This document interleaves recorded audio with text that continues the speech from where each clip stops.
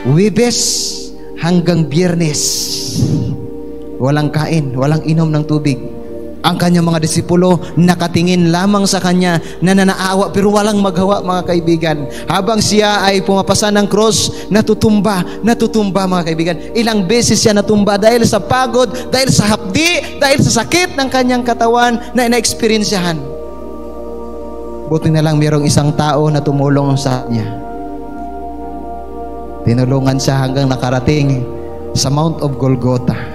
At yung cross na kanyang pinasan, doon siya i-hang-on, ipapako sa cross. Napakalaki ng pako, mga kaibigan, mga seminaryan. Bagong gawa. Napakalaki.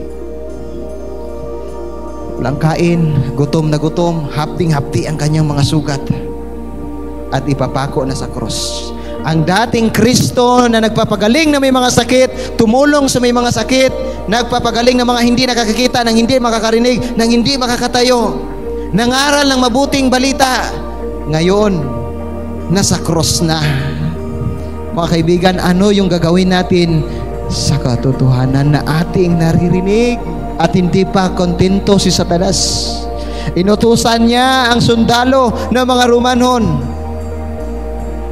tusukin ang kanyang gilid at ang kanyang puso ay labis na nasugatan, at ito po ang naging sanhi na siya po ay namatay dahil nasugatan ang kanyang puso. Nakita ng dalawang mata ni Poncio Pilato habang si Jesus Christ ay nakabitay doon sa cross. Nakikita niya sa malayo, 2:30 ng hapon, palumbog na yung araw, masakit pa yun ang araw, puno ng dugo, nakabitay sa cross. Alam niyo mga kaibigan, during the time, pag ikaw pala ay ibitay sa cross, ipapako sa cross, isa kang makasalanang tao, nakakahiyang tao. Si Jesus Christ, makasalanan bang tao? May mali ba siyang ginawa, mga kaibigan? Bakit siya doon nakabitay sa cross? Pero alam niyo kung bakit?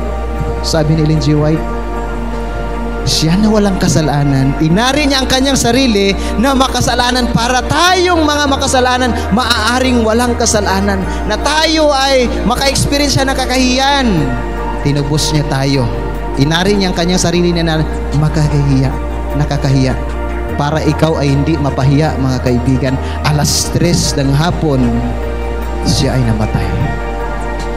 At siya po ay binaba ng kanyang mga alagad, ng kanyang mahal sa buhay, at dinala doon sa libingan. At alam nyo, even ang doon sa libingan, hindi pa kumpurmi si Satanas. Sabi ni Satanas kay Poncio Pilato at sa mga sundalo, dapat bantayan ng mga sundalo doon sa libingan, baka nakawin ng mga disipulo at sasabihin nila, sa pangatlong araw na buhay ang kanilang Diyos. Sabi ni Poncio Pilato, nga no. Sige, nagpadala siya ng mga matatapang na mga sundalo, malalakas na mga sundalo. Subalit bumaba ang isang napakalakas na anghel mula sa langit. At nung nakita ng mga sundalong yon ang liwanag, para baga silang, alam mo yung takot na takot, may nakita silang nakakatakot talaga. Namumutla yung mga sundalo na napakatapang sa labanan. Namumutla sila nung nakita nila yung anghel, at yung iba ay nawala ng malay.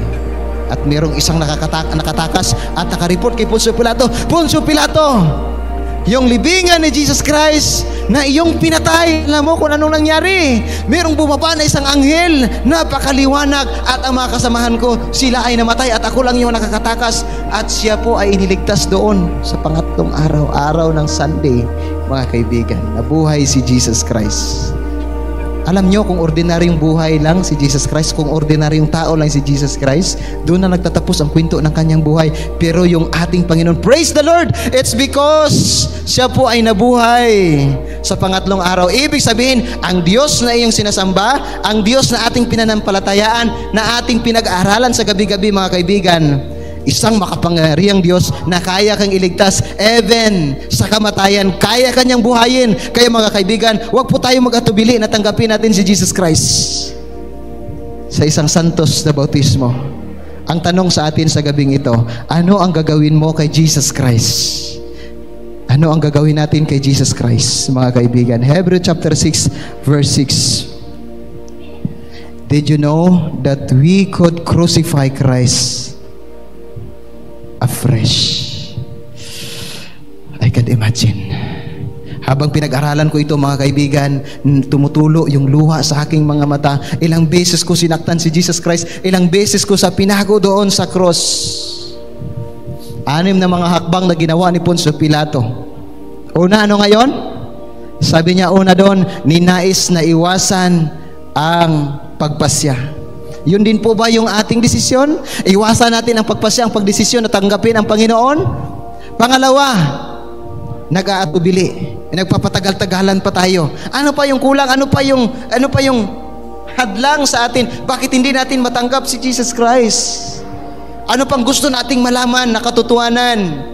Huwag na tayong mag-atubili. Ngayon na naririnig mong salita ng Panginoon, tumayo ka para sa Kanya. At pangatlo, na kasalanan na ginawa ni Poncio Pilato, nagkompromiso. Sana mga kaibigan na nandito ngayon, mga kapatid na nanonood online at nandito, huwag nating i-compromise si Jesus Christ at lalo tigit ang Kanyang kautusan. Amen? Pang-apat mga kaibigan, pinili ang Kanyang trabaho. Alam ko, napakahirap po yung buhay dito sa Luzon. Halos hanap buhay natin factory, company, office. Napakahirap mag-apply at maapektuhan yung ating sabat.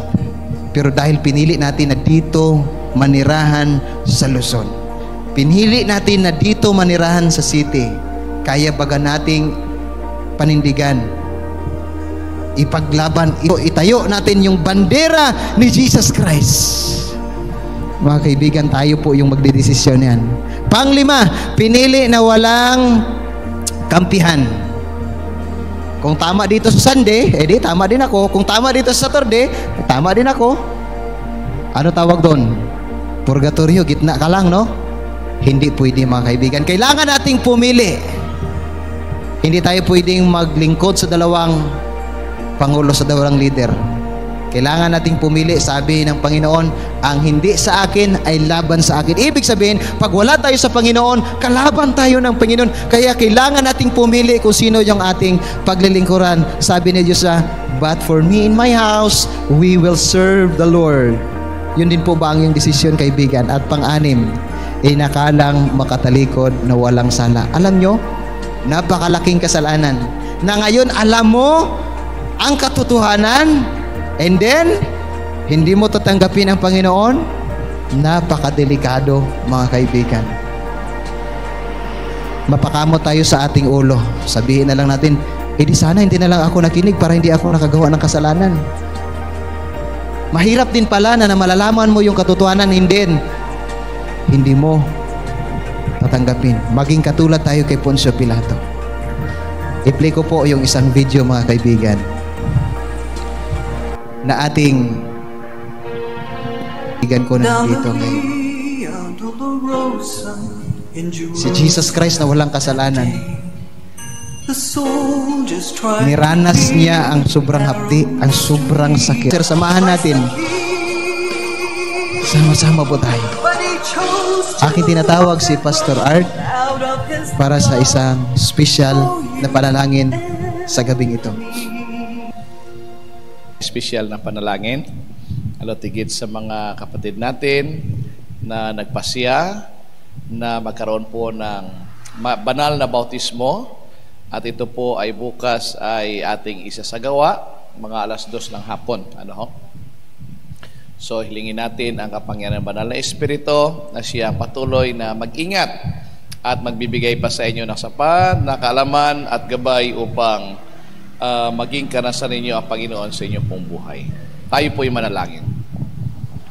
Dakila at mahabagin naming Diyos, isang kagalakan at katuwaan na sa loob po ng 10 mga gabi na aming pakikinig na inyo pong mga pabalita sa pamamagitan ng inyo pong banal na Espiritu at inyo pong ginamit si Brother Erwin upang maipahayag ito. Salamat Panginoon, espesyal sapagkat ang butil ng katotohanan ay patuloy na naghahari sa aming mga puso.